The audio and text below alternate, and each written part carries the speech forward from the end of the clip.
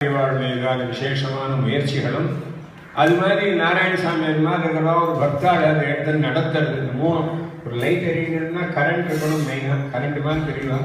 சுவிட்ச் board loose contact இல்லாமல் இருக்கணும், பல்பு ஃபியூஸ் இல்லாமல் இருக்கணும். மூணு இருந்தால் தான் லைட் எரியும். அதுபோல் ஈஸ்வருக்கு பேர் மனித சாகாயம் அவர் சொல்லிக் கொடுக்குற வாத்தியார், அது ஒரு பெரிய விஷயம்.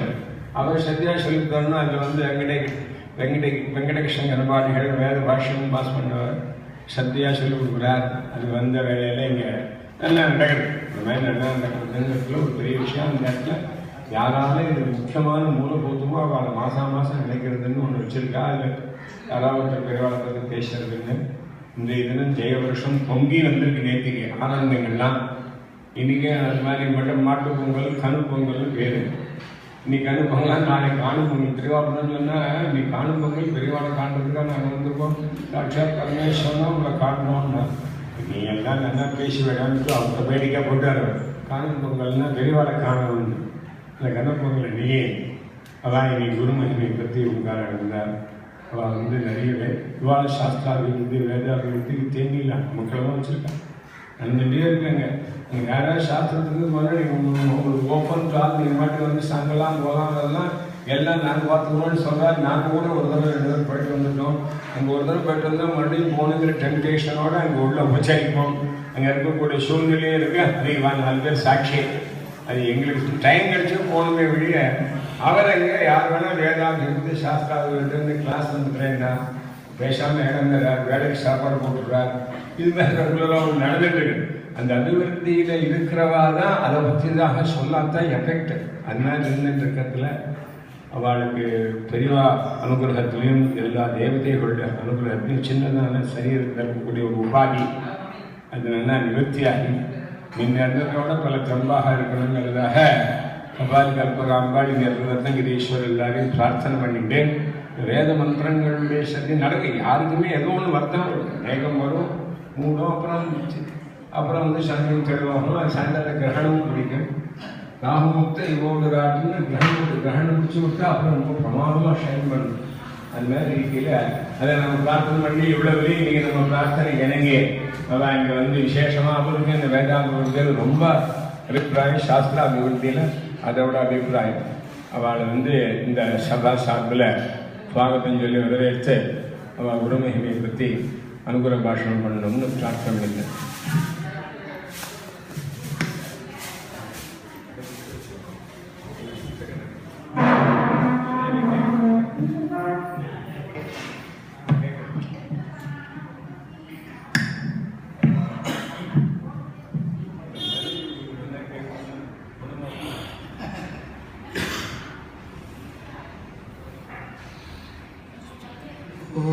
श्रीदक्षिणामूर्तिसुदेशिकेन्द्रं द्वैपायनं सूत्रकृतं मुनीन्द्रं श्रीशङ्करं भाष्यकृतं यतीन्द्रं मद्देशिकं चापि नमामि विद्यै।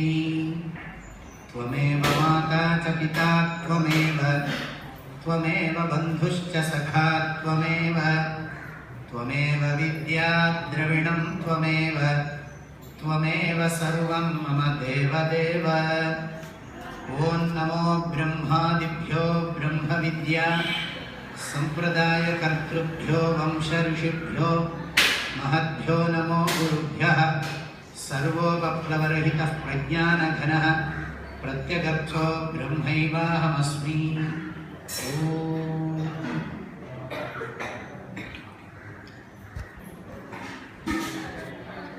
உங்களுக்காக தான் பேச போகிறேன், வேதம் படிக்கிறவாளுக்காக தான் பேசுகிறேன்.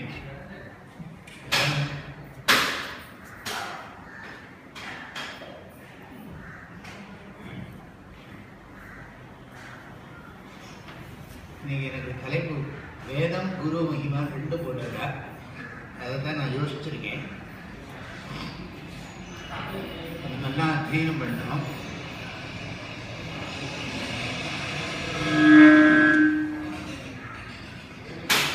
உங்களுக்கெல்லாம்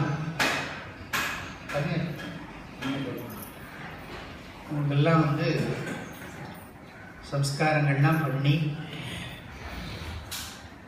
குழந்தையிலேருந்தே உங்களுக்கெல்லாம் சம்ஸ்காரங்கள்லாம் ஜாதகர்மா நாமகரணம் எல்லாம் பண்ணியிருக்காங்க. அதெல்லாம் ஞாபகம் இருக்கணும் உங்களுக்கு. ஜாதகர்மா, நாமகரணம், அன்னப்பிராசனம், சௌளம், உபநயனம், இந்த மாதிரி சம்ஸ்காரங்கள்லாம் பண்ணி அப்புறம் கல்யாண ஓட்டம்லாம் பண்ணி உங்களுக்கு வேதத்தை சொல்லிக் கொடுக்குறாங்க. மற்ற குழந்தைகள்லாம் பள்ளிக்கூடத்தில் போய் படிக்கிறது பார்க்குறோம் இல்லையா? அவளுக்கெல்லாம் வந்து என்னவா நேரம் சின்ன குழந்தை எல்கேஜி படிக்கிறது, யூகேஜி படிக்கிறது, நேரம் 1ஆம் கிளாஸ் 2ஆம் கிளாஸ் சொல்லி படிச்சுட்டு அவள் படிக்கிறாங்க. அவள் படிக்கிற வித்யைக்கு பேர் லௌகிக வித்யை. என்ன வித்யை? லௌகிக வித்யை. அவள் வந்து மாட்டை பற்றி படிப்பா, ஆட்டை பற்றி படிப்பா, கெமிஸ்ட்ரி, ஜுவாலஜி, பாட்டனி, அவளோட இதெல்லாம் நிறைய இருக்குது. அந்த வித்தியெல்லாம் நிறைய பேர் படிக்கிறாங்க. நீங்கள்லாம் மாத்திரம் இந்த பாடசாலையில் சின்ன பையன் இப்போவே வந்து இந்த வேதத்தை அத்தியனம் பண்ணி எதுக்காக நம்ம இதை படிக்கிறோம்? நமக்கு இது தெரியும். ஏன் இப்படி வந்து எல்லாரும் அவள்லாம் படிக்க போயிட்டு இருக்கா, ஸ்கூலுக்கு போகிறா, காலேஜுக்கு போகிறா, எல்லாம் உத்தியோகம் பார்க்குறா, பைக்கில் போகிறா, காரில் போகிறா, நிறைய ஃபோன்லாம் வச்சுட்டு இருக்கா.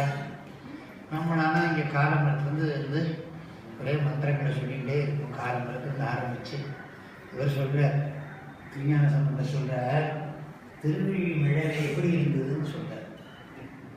பெரியவா மகாபெரிவா அதை பற்றி நிறைய சொல்லியிருக்கார். 300 சாமகாடு உள்ள ஊர் இது திருவேழிமிழை. மாப்பிள்ளை சுவாமிக்கு பேர் சுவாமி. திருவேழிமிழையில் வந்து சந்தோகம் ஓதும் சாமவேதம் அப்படிங்கிற சந்தோகங்கிற திருநாவுக்கரசர். சந்தோகம் ஓதும் வாயானை அப்படி பாடுறார். அப்படி திருவேழிமிழையில வந்து திருஞான சம்பந்தர் பாடுறார். காலம்புற பிராமணாலாம் எழுந்து வேதம் சொல்கிறானாம்.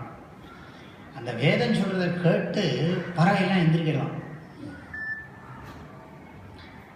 பறவையெல்லாம் எழுந்து என்ன பண்ணுறதா சத்தம் போடலாம். அதை கேட்டால் எப்படி இருக்குன்னா வேதத்துக்கு அர்த்தம் சொல்கிற மாதிரி இருக்குது. பார்மிசையில் பண்டிதர்கள் பன்னாளும் பயின்று ஓதும் வேதத்தின் ஒலி கேட்டு கிள்ளைகள் பொருட்சொல்லும் மிழலையாமே. கிள்ளைகள்னா பறவைகள். பார்மிசையில் பண்டிதர்கள் பன்னாளும் பயின்று ஓதும், ஒரு நாளும் விடாமல் சொல்லி ஓதும் வேதத்தின் ஒலி கேட்டு கிள்ளைகள் பொருட்சொல்லும் மிழலையாமே. இப்படி நம்ம வேதம் சிறந்த தமிழ்நாடுன்னு பாடினார் பாரதியார். நிறைமொழி மாந்தர் பெருமை வள்ளுவர். நிறைமொழி மாந்தர் பெருமை தம் நிலத்து மறைமொழி காட்டிவிடும். ஏன் இதை படிக்கிறோன்னு சொன்னால் இதில் நிறைய நமக்கு சக்தி இருக்கு. அது தெரியணும். என்ன பண்ணுறது, நம்ம இப்படி ஆகிட்டோம் அப்படின்னு நினைக்கக்கூடாது. நமக்கு கிடைச்ச பாக்கியம் யாருக்கும் கிடைக்காது, நிச்சயமாக கிடைக்காது. சங்கராச்சாரியார் விவேக சூடாமணியில் ரொம்ப அழகாக ஒன்று சொல்கிறார். இந்த உடம்புக்குள்ளே உயிர் இருக்குப்பா, அது முதல்ல தெரிஞ்சுக்கணும். சந்தியாவந்தனம் பண்ணுறது உடம்புக்கு இல்லை, உடம்புக்குள்ளே இருக்கிற உயிருக்கு. இந்த ஜீவனுடைய க்ஷேமத்துக்காக தான். ஜந்தூனாம் நரஜன்ம துர்லபம். இந்த உடம்பு, இந்த மனுஷ உடம்பு அவ்வளோ சுலபமாக கிடைக்காது. நமக்கு நல்ல பட்டு ட்ரெஸ்ஸு கிடைக்குமா? நல்ல பட்டு வஸ்திரம், நல்ல பட்டு வஸ்திரம், பீதாம்பரம் மாதிரி சால்வை, இதெல்லாம் நமக்கு கிடைக்குமான்னா நிறைய பண்ணணும், படித்தா தான் கிடைக்கும். எல்லாம் இது கிடைக்கிறது எப்படி ரொம்ப அபூர்வம் நினைக்கிறவங்க. நன்னா கனாந்தன் சொல்லி இது தோடா போட்டுக்கிறார், நல்லா இது பண்ணுறார், நிறைய சம்பாவனை எல்லாம் பண்ணுறார், செலக்ஷனை கனபாட்டின்னு சொன்னால் அவளுக்கு கிடைக்கிறது. அப்போ இது கிடைக்கிறது ரொம்ப ஆச்சரியம் நம்ம நினைக்கிறோம். அதை விட பெரிய ஆச்சரியம் இந்த உடம்பு. எத்தனையோ சில பேருக்கு பார்த்துருக்கேன், கண்ணு தெரிய மாட்டேங்கிறது, சில பேருக்கு காது கேட்க மாட்டேங்கிறது, சில பேருக்கு வாய் பேச முடியல. ஆனால் நமக்கு நன்னா வேதம் சொல்கிற அளவுக்கு சத்தமாக கம்பீரமாக சொல்கிற அளவுக்கு நமக்கு சக்தி இருக்குது. ஏன்னா இந்த உடம்புக்குள்ள ஒரு ஜீவன் இருக்கு, அது நமக்கு கண்ணு தெரியாது. இதுக்குள்ள ஜீவன் இருக்கு. சாஸ்திரியெல்லாம் வந்து நிறைய படித்து சொன்னால் நிறைய சொல்லிகிட்டு இருக்கோம். ஜீவஸ்வரூபம் ஜீவஸ்வரூப விசாரம் பிரம்மசூத்திரத்தில் நிறைய இருக்கு. இந்த உடம்புக்குள்ள ஒரு உயிர் இருக்கு. அந்த உயிர் கண்ணுக்கு தெரியாது. அந்த உயிருக்கு மனசுன்னு ஒன்று இருக்கு. அந்த மனசுக்கு இந்த உடம்பு, இப்படி இந்த மனுஷ உடம்பு கிடைச்சாதான் அந்த மனசு நல்லா வேலை செய்யும். நம்ம ஆவணி வட்டத்தில் ஒரு சங்கல்பம் பண்ணுறோம்.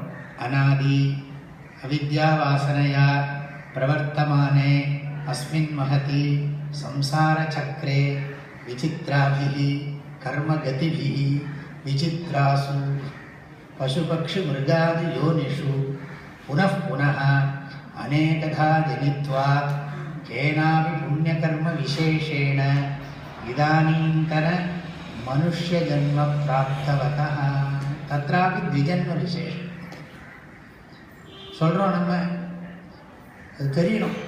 அந்த சங்கல்ப அர்த்தம் என்னென்னா, எத்தனையோ உடம்புக்குள்ளே நம்ம போயிட்டோமா, அநேக ஜென்மா. அதில் இந்த உடம்பு, மனுஷ உடம்பு கிடைக்கவே கிடைக்காது. ஜந்தூனாம் நரஜன்ம துர்லபம். இந்த உடம்பு கிடைக்காது. இந்த உடம்பு போயிடுச்சுன்னா மறுபடியும் இந்த மாதிரி உடம்பு கிடைக்காது. அது நம்ம புரியணும். இது புரிஞ்சாதான் எல்லாம் ஒரு வேதத்தோட மகிமை. வேதத்தை விட மாட்டோம். இல்லாட்டி நமக்கு ஆசையாக இருக்கும், என்னடா இதையே சொல்லிக்கிட்டு உட்காந்துருக்கோமே, நம்ம வெறுத்து போயிடும். தெரிஞ்சாத்தானே ஒரு மகிமை தெரியணுமோ இல்லையோ. எதை நம்ம பண்ணுறோமோ அதோட மகிமை நமக்கு தெரிஞ்சால் தானே அதை நன்னா பண்ணுவோம். நமக்கு அதை பற்றியே புரியலேன்னு வச்சுக்கோங்க, அது சரியாக பண்ண மாட்டோம். அதனால் பகவான் நமக்கு நிறைய எத்தனையோ ஜென்மாவில் பண்ண புண்ணியத்தினால தான் இந்த உடம்பு கொடுத்துருக்க. அதுக்கெல்லாம் அவ்வளோ சுலபம் இல்லை. அதை முதல்ல நினச்சி பார்க்கணும். தினமும் பார்த்தா காலம்பரை எழுந்திருக்கிறோம், ராத்திரி தூங்கிடுறோம். தூங்குற போது இந்த உடம்போடு நமக்கு சம்பந்தமே இல்லை. முழிச்சா இந்த உடம்போடு நமக்கு சம்பந்தம் தெரிகிறது. உறங்குவது போலும் சாக்காடு, உறங்கி விழிப்பது போலும் பிறப்பு. அதாவது ஜென்மாங்கிறது தூங்குற மாதிரி, இது மரணம்ங்கிறது தூங்குற மாதிரி, பிறக்கிறதுங்கிறது முழிச்சுக்கிற மாதிரி அப்படின்னு சொல்லியிருக்கார் திருவள்ளுவர். ஆகினாலும் முதல்ல நீங்கள் என்ன புரிஞ்சுக்கணும்னு கேட்டால், நம்ம வேதாத்தியனம் பண்ணுறோம். இந்த வேதாத்தியனம் எதுக்காக பண்ணுறோம், எதுக்காக வேதத்தை சொல்கிறோம்? குரு போட்டுகிட்டே இருக்கும். சந்தை திருவை சொல்லி சொல்லி சொல்லி அந்த வேதத்தை மறக்கவே கூடாது. நமோ பிரம்மணே தாரணம் மே அஸ்வனிராகரணம் தாரயிதா பூயாசம் கர்ணயோ ஸ்ருதம் வாச்யோத்மம் மமானுஷ்யோ. வேதம் மறக்காமல் இருக்கிறதுக்கு மந்திரம் இது. பிராமண வேதத்தை மறக்கவே விடாதுன்னு சொல்லியிருக்கு.